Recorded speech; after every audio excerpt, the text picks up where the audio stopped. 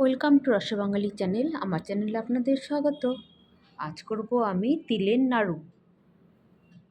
Actually এটা পুজোর সময় খায়, তো আমি পুজোর সময় খুব বেশি বানাইনি, যার জন্য এখন বানালাম, তো আপনাদের সঙ্গে শেয়ার করে দিলাম।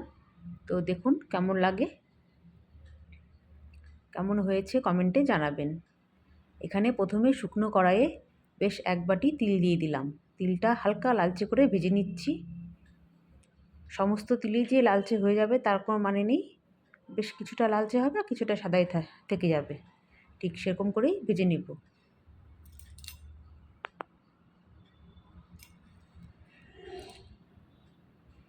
তো বেশ ভালো করে লালচে করে ভেজে নেওয়া হয়ে গেছে। এখন একটা থালায় নামিয়ে নিচ্ছি। এখন এই কড়াইয়ে দিয়ে দিব অল্প জল, 1 কাপের মতন জল দিব।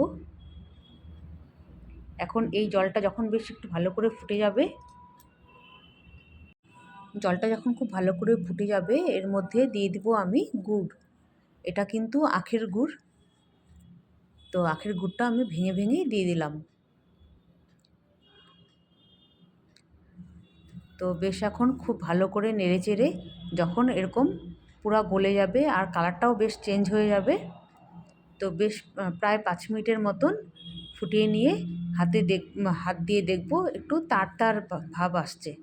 তো যখনই একতার দেখা যাবে তখনই আমি এই ভেজে রাখা তিলগুলো দিয়ে দিচ্ছি এর মধ্যে।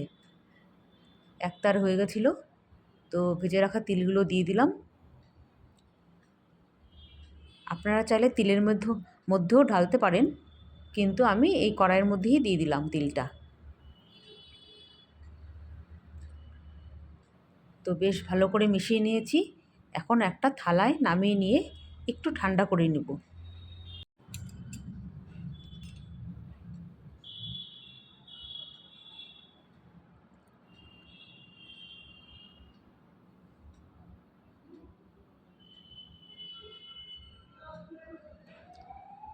একটা থালায় নামিয়ে নিচ্ছি।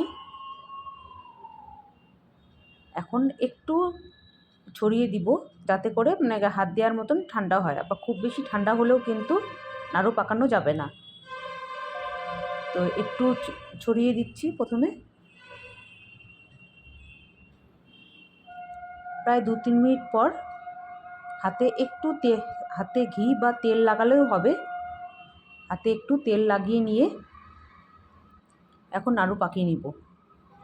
হাতে একটু তেল লাগিয়ে নিলাম। এখন অল্প অল্প করে নিয়ে একটা নাড়ু শেপ দিব। এরকম করেই আমি সমস্ত নাড়ুগুলো বানিয়ে নিব। এখন খুবই গরম, আবার খুব বেশি ঠান্ডা হলেও কিন্তু হয় না, যার জন্য যতটা সহ্য করা যায় গরম সেভাবে হাতে নিয়ে নিয়ে এর নাড়ু মতন পাকিয়ে নিতে হবে। তো সমস্ত নাড়ুগুলো আমি করে নিয়ে দেখাচ্ছি।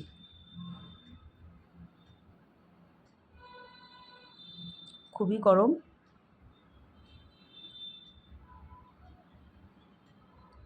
আপনারা চাইলে এটা থালার মধ্যে বিছিয়ে দিয়েও বরফির মতন শেপ করে কেটে নিতে পারেন, তাতে করেও একই হবে। তিলের বরফি আমার চ্যানেলে দেওয়া আছে, আপনারা চ্যানেলে গিয়েও দেখতে পারেন।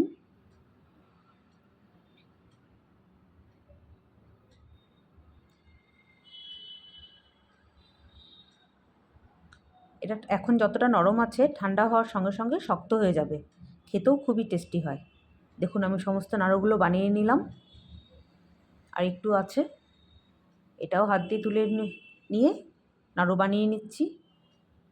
আর একটা টিপস, যদি মনে করেন যে ফট করে ঠান্ডা হয়ে গেছে আর উঠছে না কড়াইয়ের থেকে বা থালার থেকে উঠছে না, তাহলে এই কড়াইটা যদি আবারও একটু গ্যাসে বসান, হালকা টাচ করালেই একটুতেই আবার কিন্তু গলে আসবে, আবার হাতে তুলতে পারবেন তখন, সেটা আর অসুবিধা হবে না।